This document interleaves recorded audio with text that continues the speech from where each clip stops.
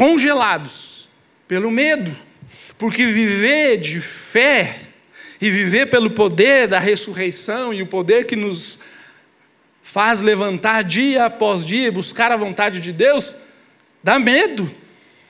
Dá medo, irmãos. O que você prefere? Receber o seu salário todo mês e saber que você vai ter dinheiro para pagar suas contas, para pôr comida em cima da mesa, ou fazer um negócio, entre aspas, aí, um negócio com o Senhor e Ele dizer assim para você: não, eu vou pôr pão na sua mesa, mas vai ser a cada dia.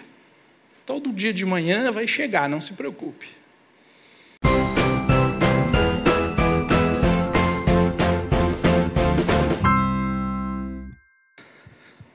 Boa noite, irmãos.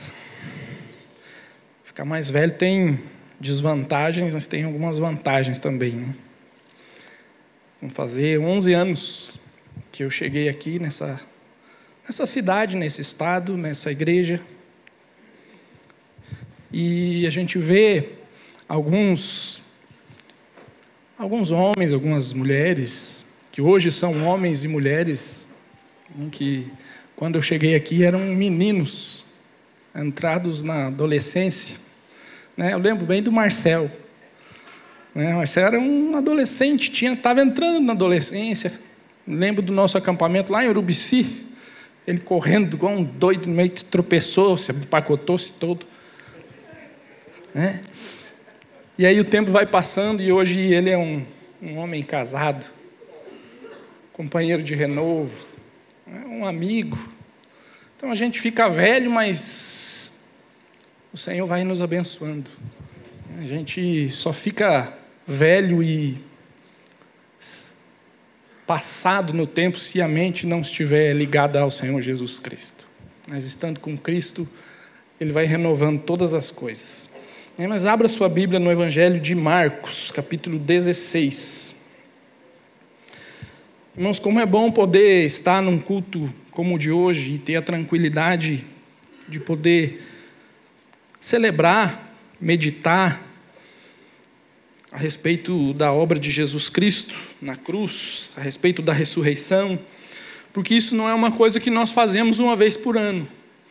É algo que, pela graça de Deus, tem sido cantado nessa igreja cada domingo, tem sido anunciado a cada semana essa cruz, essa ressurreição, a volta do nosso Senhor. Então, quando chega num culto como esse, a gente até dá uma paradinha, pensa um pouquinho mais, mas aí lembra que isso tem sido anunciado todo o tempo. Então isso traz uma alegria ainda maior de poder celebrar e de poder pensar a respeito dessa obra tão poderosa do nosso Senhor Jesus Cristo. Então vamos ler em Marcos, capítulo 16, verso 1 em diante. Quando terminou o sábado, Maria Madalena, Salomé e Maria, mãe de Tiago, compraram especiarias aromáticas para ungir o corpo de Jesus. No primeiro dia da semana, bem cedo, ao nascer do sol, elas se dirigiram ao sepulcro, perguntando umas às outras: quem removerá para nós a pedra da entrada do sepulcro? Mas quando foram verificar, viram que a pedra, que era muito grande, havia sido removida. Entrando no sepulcro, viram um jovem vestido de roupas brancas, assentado à direita, e ficaram amedrontadas. Não tenham medo, disse ele. Vocês estão procurando Jesus, o Nazareno, que foi crucificado. Ele ressuscitou, ele não está aqui. Vejam o lugar onde o haviam posto. Vão e digam aos discípulos dele e a Pedro: ele está indo adiante de vocês para a Galileia. Lá vocês o verão, como ele lhes disse. Tremendo e assustadas, as mulheres saíram e fugiram do sepulcro. E não disseram nada a ninguém, porque estavam amedrontadas. Quando Jesus ressuscitou, na madrugada do primeiro dia da semana, apareceu primeiramente a Maria Madalena, de quem havia expulsado 7 demônios. Ela foi e contou aos que com ele tinham estado. Eles estavam lamentando e chorando. Quando ouviram que Jesus estava vivo e agora fora visto por ela, não creram. Depois Jesus apareceu noutra forma a 2 deles, estando eles a caminho do campo. Eles voltaram e relataram isso aos outros, mas também neles eles não creram. Mais tarde, Jesus apareceu aos 11. Enquanto eles comiam, censurou-lhes a incredulidade e a dureza de coração, porque não acreditaram nos que o tinham visto depois de ressurreto. Amém. Irmãos, essa altura, como diz, essa altura do campeonato, eu acho que, ou pelo menos espero que todos que estão aqui nessa noite já saibam, já tenham entendido que a Páscoa se refere ao sacrifício de Cristo. Porque se você não entendeu ainda, eu não vou nem tentar explicar, porque o que já foi cantado, o que já foi falado, o que já foi anunciado, Páscoa é o sacrifício de Cristo. Foi a sua entrega na cruz, revelando aquilo que em sombra havia sido dado por Deus a Israel lá tantos anos antes, o cordeiro pascual, quando eles saíram do Egito, sacrificando aquele cordeiro e passando sangue nos umbrais. Então, anos e anos depois, o Cordeiro de Deus, que tira o pecado do mundo, com o seu sangue, que hoje é lançado sobre as nossas vidas, nos perdoa os pecados e nos, então, dá acesso ao Pai, nos reconcilia com Deus. Esse é o resumo do resumo da obra do Senhor Jesus Cristo na cruz. Mas para nós entendermos, para nós desfrutarmos dessa obra de Cristo na cruz, nós precisamos também compreender a ressurreição. Porque é impossível crer na cruz e viver pela fé na cruz sem entender e crer na ressurreição de Cristo, saindo do sepulcro. E quando nós lemos esse texto, nós vemos essas mulheres que amavam a Jesus. Estas mulheres que estavam lá, os seus discípulos, com exceção de João, que estava ali também com elas, que estavam lá aos pés da cruz, vendo Jesus ser morto, crucificado. Elas amavam Jesus de todo o coração. Essas mulheres, entre outras, eram as que sustentavam o ministério de Jesus com as ofertas.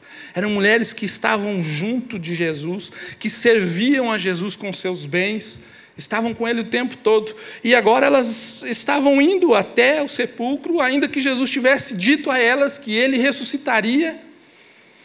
Ele tinha avisado: eu vou ressuscitar, vou morrer, serei morto, mas ressuscitarei ao terceiro dia. O próprio texto diz isso. E ele ainda diz para onde iria encontrar-se com eles. Mas nada disso agora estava ocupando a mente delas. Elas indo, depois de passado o sábado, isso o judeu conta o dia de nascer a pôr do sol. Então elas indo no nascer do sol a domingo de manhã até o sepulcro, e a preocupação dela estava no quê? Na pedra. Como é que nós vamos remover a pedra? Tem uma pedra imensa lá e nós queremos cuidar do corpo de Jesus. Tinham comprado as especiarias para tratar do corpo, mas havia um empecilho, uma pedra imensa que elas não poderiam retirar. Isso ocupava o coração delas, e o texto diz que elas falavam no caminho sobre isso. Como nós vamos fazer? Mas chegando lá, a pedra já havia sido removida. O Senhor Jesus não estava mais lá. Mas ainda que os anjos tivessem dito a elas que ele havia ressuscitado, que ele não estava mais ali, elas ainda assim não conseguiram crer e ficaram confusas, com medo. E ainda havia algumas pedras que precisavam ser removidas. Não era mais a pedra do sepulcro, mas eram as pedras depositadas no coração daquelas mulheres que precisavam ser removidas para que elas pudessem crer e entender tanto a morte de Jesus na cruz como a sua ressurreição. Havia um entulho de pedras, e há um entulho de pedras muitas vezes no meu e no seu coração que nos impedem de desfrutar e viver essa obra maravilhosa de Jesus Cristo. E eu queria pensar um pouquinho junto hoje com você a respeito da sua vida, da minha vida, e do que nós podemos aprender com essas mulheres para que essa pedra possa ser removida do nosso coração. E a primeira pedra que a gente olha aqui é a pedra chamada incredulidade. Mas a gente logo pensa e tem uma autodefesa, diz: não, pastor, eu creio que Jesus ressuscitou. Mas a ressurreição de Jesus não é uma fé simplesmente aonde passa no meu intelecto, mas eu preciso provar o poder dessa ressurreição. É o que Paulo diz: quero conhecer a Cristo, o poder da sua ressurreição. Ele não diz quero crer na sua ressurreição, eu quero conhecer o poder da sua ressurreição. É o que Paulo diz, ele cria, mas ele queria conhecer o poder da ressurreição. E o que nos impede, o que impedia essas mulheres de crer era a incredulidade. Jesus havia dito, Jesus havia feito tantos milagres diante delas. Jesus havia andado sobre as águas, Jesus havia acalmado uma tempestade, Jesus havia ressuscitado Lázaro. Entre outros, havia curado doentes, enfermos, cegos, surdos, aleijados. E aí, diante disso, elas ainda estavam ali e não conseguiam crer. Não conseguiriam crer, não conseguiam desfrutar. E quando a gente tem essa pedra que nos impede de crer, nós não conseguimos viver pelo poder da ressurreição. Nós podemos crer com a nossa mente e falar com a nossa boca que cremos, mas a nossa vida não encontra o respaldo que o poder que ressuscitou o Senhor dos mortos é o mesmo que foi lançado sobre a vida daquele que crê. Será que nós cremos de fato naquilo que cantamos e anunciamos, que Jesus ressuscitou dos mortos e o mesmo Espírito que ressuscitou ele dos mortos, o mesmo poder que agiu para ressuscitar Jesus Cristo dos mortos, foi dado à igreja, foi dado a cada um que crê, foi dado um selo e está sobre nós o poder do Espírito Santo. E agora podemos dizer como Paulo: não vivo mais eu, mas Cristo vive em mim. Mas se cremos, por que então não vivemos? Por que vivemos de tropeço em tropeço, de queda em queda? Porque a incredulidade, porque ainda não acreditamos que o Senhor pode de fato mudar as nossas vidas. De fato Ele pode nos dar santificação. De fato Ele pode mudar a realidade do nosso casamento, da nossa família, de toda a realidade que nos cerca. Irmãos, eu me lembro adolescente, entrando na juventude, e cresci, como os irmãos já sabem, pelo menos já contei algumas vezes na igreja, cresci dentro de uma igreja, fui educado dentro de uma igreja, com os princípios, os valores. Eu via cantatas de Páscoa todo ano, teatros, e eu fazia um esforço muito grande para viver por aqueles princípios, mas só eu e Deus sabiam o que se passava na minha mente. O desejo e o prazer nas coisas que geravam morte para mim mesmo, no pecado. E o pecado era oculto dentro de mim. Eu achava que isso era suficiente, desde que eu não afetasse as pessoas, ou entendia que não feria ninguém, e vivia acomodado com o pecado, cantando a obra da cruz. Até um dia que essa cruz, eu não sei explicar porquê, eu não sei dizer como, mas eu vi o meu pecado e eu entendi que Jesus de fato morreu ali, sacrificou-se no meu lugar e ressuscitou de fato. E eu ouvi algo falando comigo. E inexplicavelmente eu não posso ouvir a respeito da cruz, que dentro de mim algo se agita, e eu posso entender perfeitamente quando Jesus diz: eu atrairei todos a mim. Porque quando a cruz é anunciada, é como se dentro de mim o Espírito Santo se agitasse e gritasse: essa é a obra redentora de Cristo. E eu fecho os olhos e penso na ressurreição e vejo o meu Senhor vivo. E penso nele voltando. E então o Senhor transformou a minha vida, e o pecado que me dava prazer agora não dava mais. Ao contrário, me dava um sentimento de desprezo por mim mesmo e por aquilo que ainda tentava viver dentro de mim. Ou nós cremos nas palavras de Jesus, porque elas ouviram. Os discípulos ouviram Jesus falando: eu vou ressuscitar. Mas eles não creram. As mulheres foram lá e depois vieram a crer, contaram para os discípulos, mas eles não creram. E Jesus os censurou. A palavra do Senhor também nos diz que esse poder é o que nos santifica e o que nos faz viver assim como Cristo viveu. Mas será que nós cremos? Ou será que nós cantamos uma realidade quase que mitológica? E então, ainda que essa realidade seja uma verdade absoluta, nós cantamos um mito. Acreditamos. Assim como as crianças acreditam em Papai Noel e Coelhinho da Páscoa. Elas acreditam, não acreditam? Elas creem, mas que realidade muda isso na vida delas? Nada. Essa fé não pode transformar a sua vida. Essa fé é uma fé religiosa que te engana tão bem, pois não te deixa desfrutar da realidade do poder que arrancou Jesus da cruz. Porque a morte, como é o nome do nosso ministério de jovens, a morte não o segurou. As trevas não seguraram, o inferno não o segurou, o pecado não pôde derrotá-lo. E ele está vivo.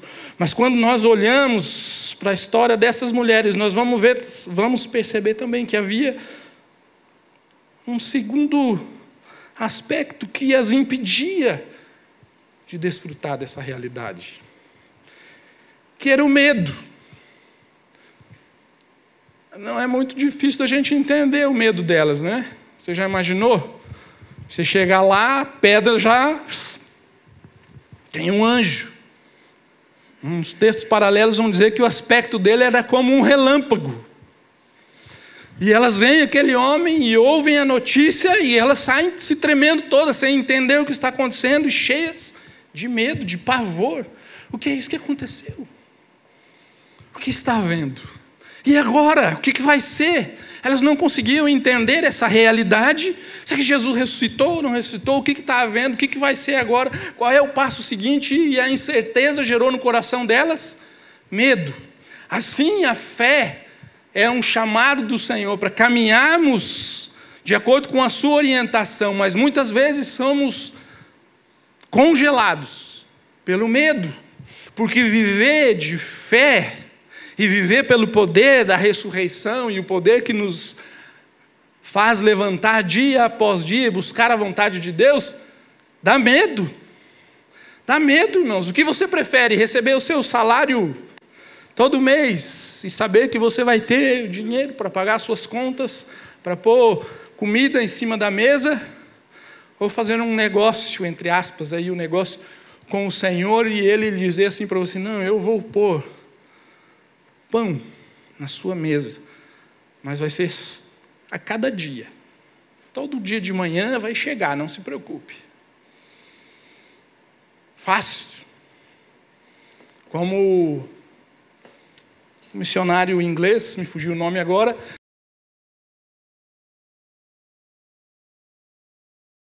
que criou um orfanato, começou um orfanato por um chamado de Deus, e ele já tinha algumas crianças, e ele fez um compromisso com Deus, disse: Senhor, eu vou fazer aquilo que o Senhor está me chamando, mas eu não vou pedir dinheiro para ninguém. E um dia ele estava com, se eu não me engano, 12 crianças, e não tinha absolutamente mais nada. E ele então reúne as crianças ao redor da mesa, pede que elas fechem os olhos, e ele fecha os olhos e ora, agradecendo ao Senhor pelo pão daquele dia, com a mesa vazia. E ele termina a oração e diz: amém. Batem na porta. Ele vai ver quem era. Era o cara com a carroça do pão e do leite, indo distribuir pão e leite. E a carroça quebra em frente àquele orfanato. E ele chega e diz: olha, minha carroça quebrou, eu não vou conseguir levar até os meus clientes, isso vai se estragar. O Senhor não quer ficar para alimentar as crianças? Que maravilha, né, irmãos, desfrutar desse milagre, dessa glória poderosa do Senhor. Mas quem quer viver isso? Levanta a mão. Mas nós oramos o Pai Nosso: pão nosso de cada dia nos dai hoje. Mas nós confiamos em nós e não no pão que o Senhor nos dá diariamente. Porque estamos cheios de medo. Eu me lembro de uma mensagem, muitos anos atrás, que eu ouvi, e o pastor dizia assim: cuidado, meu irmão, quando você ora pedindo a Deus que lhe acrescente fé. E eu assim, o que esse pastor está dizendo? Ele disse, porque você orar pedindo fé, o Senhor vai lhe mandar provas, para que a sua fé seja aperfeiçoada. E eu saí dali apavorado, assim, eu não vou orar pedindo fé, não. Eu não. Não quero. Medo. Mas mesmo sem orar, o Senhor me deu algumas provas. Porque Ele ama e disciplina aqueles que amam. E eu confesso para os irmãos, eu nunca orei pedindo fé. Pelo menos não me lembro. Falei, Senhor, aumenta a minha fé. Porque tive medo. Mas o Senhor é tão gracioso que Ele foi me mandando provas e provas e provas. E a minha fé foi se fortalecendo, e a cada dia eu posso agradecer o Senhor, porque Ele acrescentou a fé à minha vida e foi tirando o medo. E hoje eu posso orar ao Senhor e tenho clamado, Senhor, que a minha fé seja acrescentada para a glória do Senhor. Continuo com medo, mas agora eu já oro.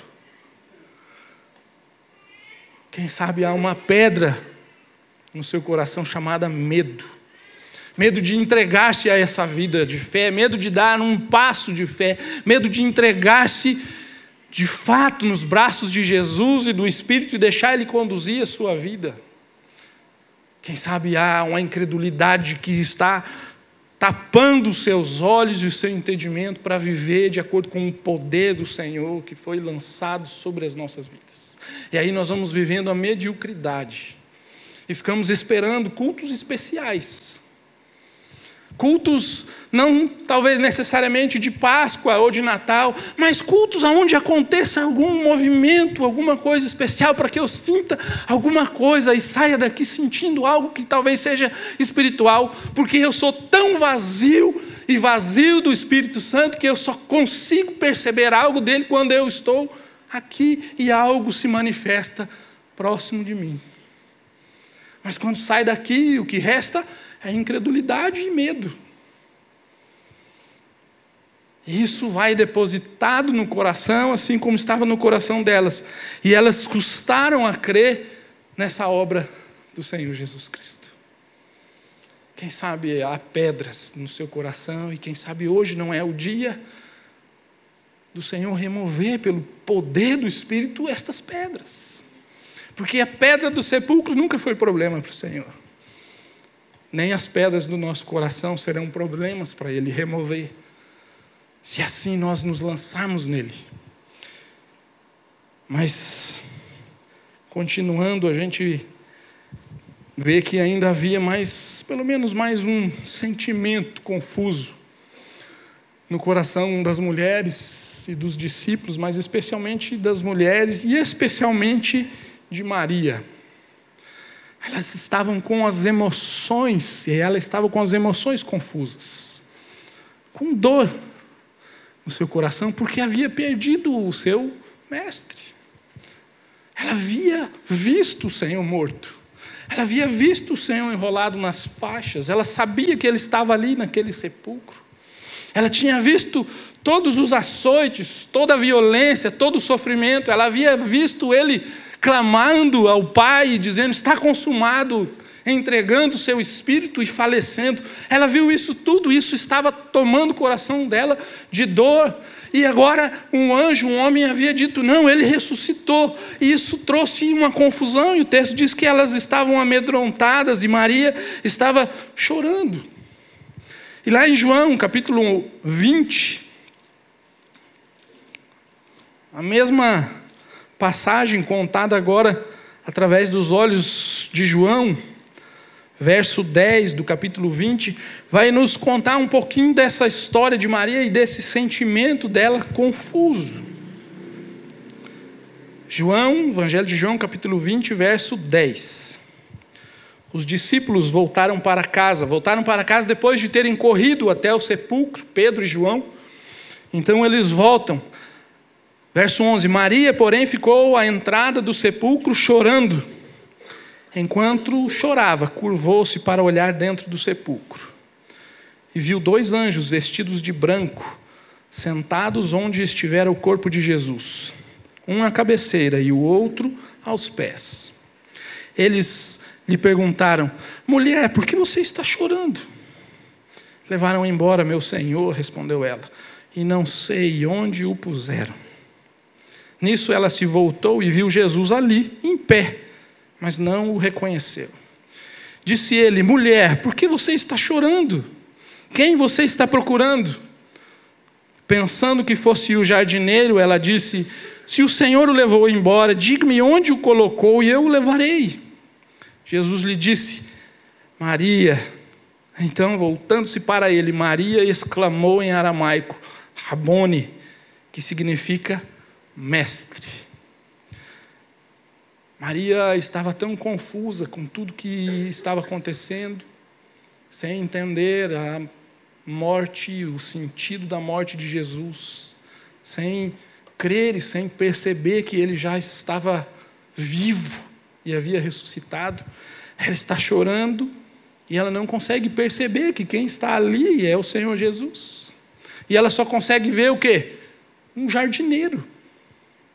Porque as suas emoções estavam a deixando confuso. E muitas vezes nós, com as nossas emoções, sejam elas quais forem, ficamos confusos. E não conseguimos perceber Jesus agindo ao redor de nós. Porque não conseguimos discernir a presença dele agindo e vindo em nossa direção, como foi em direção de Maria. Sexta-feira, eu estava em casa. E sexta-feira foi um dia estranho. Eu estava com sentimentos confusos. Eu não sabia explicar o que era. Uma espécie de tristeza, de amargura, sem motivo aparente nenhum. A Alessandra até me perguntou: o que você tem? Eu digo: não tenho nada, não sei, não tenho nada. É que eu sempre digo que não tenho nada, né? Mas dessa vez eu não sabia mesmo. Mas aquilo pesado no meu coração. E então, fim da tarde, meio da tarde para o fim da tarde, estou com vontade de comer um doce. Fui no mercado, comprei um pacote de bolo, fui fazer um bolo. Estou eu fazendo o bolo e o sol começou a se pôr. E na porta da cozinha de casa, o sol se põe ali próximo, o sol bate dentro da cozinha. E eu olhei para aquele sol e eu mexendo o bolo. O Senhor então soprou no meu coração a respeito da sexta-feira da Páscoa, lá no princípio, onde se comiam ervas amargas. Os judeus tinham que comer ervas amargas para lembrar da triste realidade da escravidão no Egito.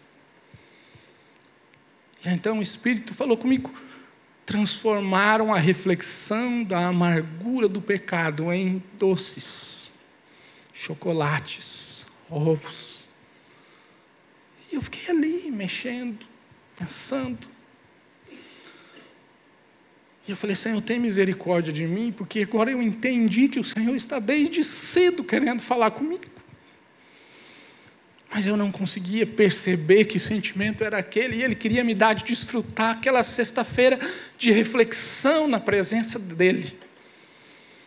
Mas a confusão que estava dentro de mim não me permitiu perceber, mas graças a Deus, porque Ele não desiste. E lá no fim do dia, Ele me fez lembrar do pôr do sol, quando os judeus celebravam a Páscoa. E eu falei: Satanás é um astuto, perverso, porque tirou a reflexão da amargura e lançou na nossa boca, na minha e na sua, doces. E hoje Páscoa é sinônimo de doce. Mas a Páscoa trazia a celebração da amargura, lembrando que o pecado nos destrói. termina no domingo da ressurreição, que enche nosso espírito de alegria. Mas precisa começar com a reflexão do pecado, que levou o nosso Cristo à morte e à violência toda que nós vimos aqui representada hoje. Será que nós refletimos sobre isso nesse fim de semana? Será que sexta-feira nós paramos um instantezinho e lembramos que numa sexta-feira o nosso mestre estava sendo espancado de todas as formas e violentamente? Será que agradecemos ao Senhor por esse sacrifício, por esse amor derramado? Será que nós buscamos um pouquinho da amargura para poder celebrar o explodir da alegria de um coração que experimenta o poder da ressurreição? Mas aí nós olhamos para Maria e eu olho para Jesus e eu digo, Jesus, ele realmente, como diz, se ele não tivesse nascido, teria que ser inventado. Porque Jesus chega pertinho de Maria e ela está tão triste e amargurada que ela sequer levanta os olhos. Jesus fala com ela, mulher, o que você está procurando? Meu Senhor, levaram para onde? O Senhor sabe, me diz, eu vou lá buscar. E aí Jesus a chama pelo nome. Alguns intérpretes dizem que Jesus usou aqui, porque alguns manuscritos têm uma expressão um pouquinho diferente, ele usou um diminutivo, um apelido de Maria, como se ele chamasse Mariazinha. Mariazinha, mas para mim não faz muita diferença, porque o que me vem à mente é o texto de quando o próprio Jesus diz, contando a parábola do bom pastor, que as suas ovelhas ouvem a sua voz, e ele as chama pelo nome, e elas reconhecem a sua voz. E então ele diz, Maria, e ela, como uma ovelha, reconhece a voz do mestre. Sim, mestre, é o Senhor que está aqui.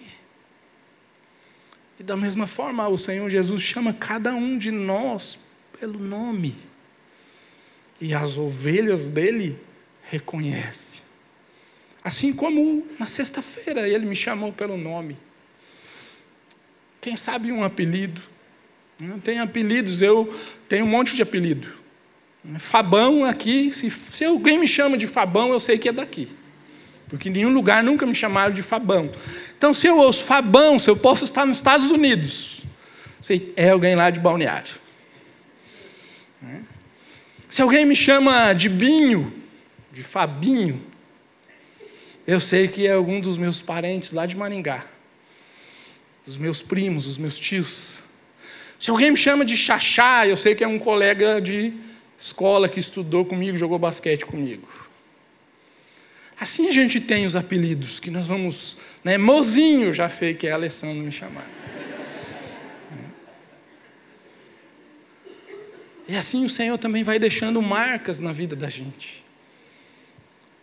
Que quando Ele traz aquele chamado, isso nos traz a memória e a lembrança do seu chamado.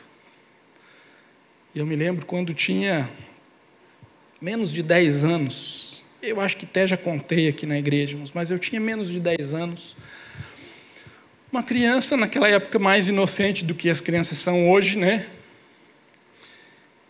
E eu convivia com uma série de amigos mais velhos, eu era o mais novo da turma. E a gurizada falava um poeira de bobagem. E eles começaram a falar como é que se fazia bebê. E eu, o quê? O menino falou, você acha que seu pai, sua mãe, como é que você nasceu?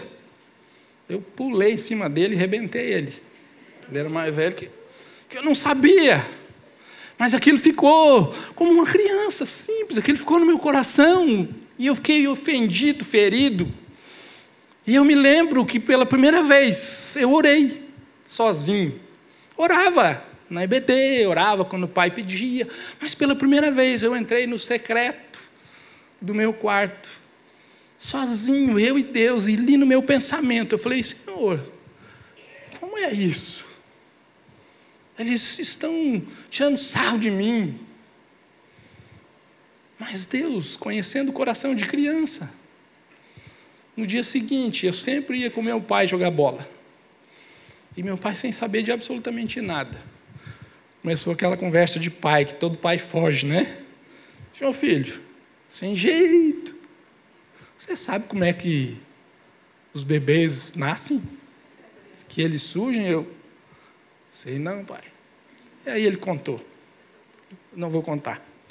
Vocês vão ter que perguntar para Deus. Mas aquilo ficou uma marca no meu coração.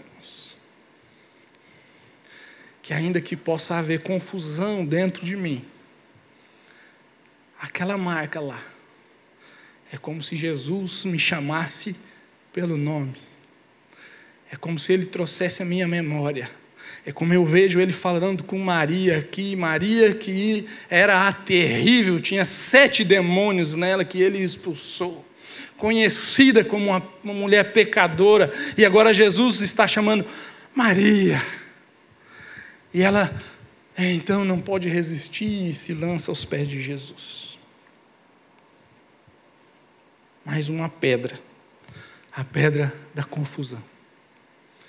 E nessa noite, quando nós celebramos a Páscoa, a morte e a ressurreição do Senhor Jesus, o que o Senhor colocou no meu coração, por meio do Espírito, é que a igreja refletisse a respeito das pedras que têm impedido você de desfrutar do poder da ressurreição.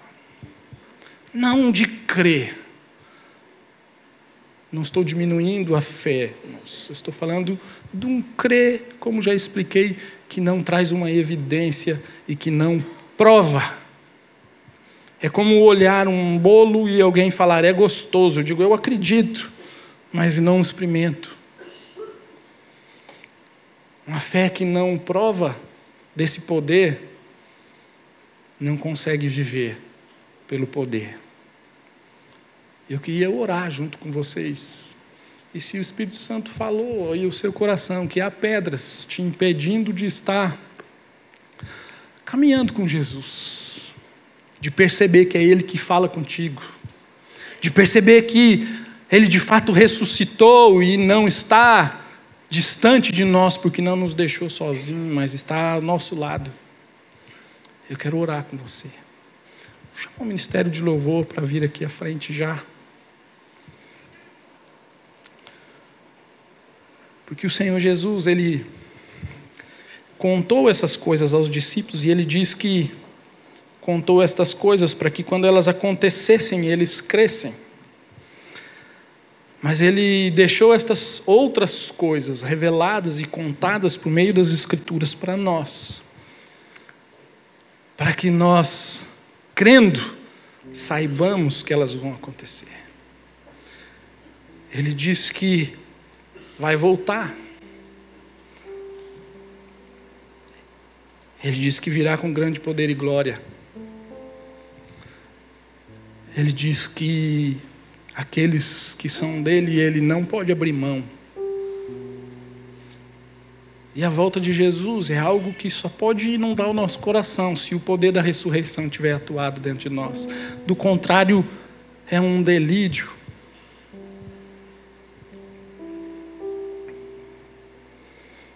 Se você quer orar junto comigo, se você tem ouvido hoje, quem sabe, o Senhor Jesus chamando você pelo nome, falando, sou eu, estou aqui do seu lado,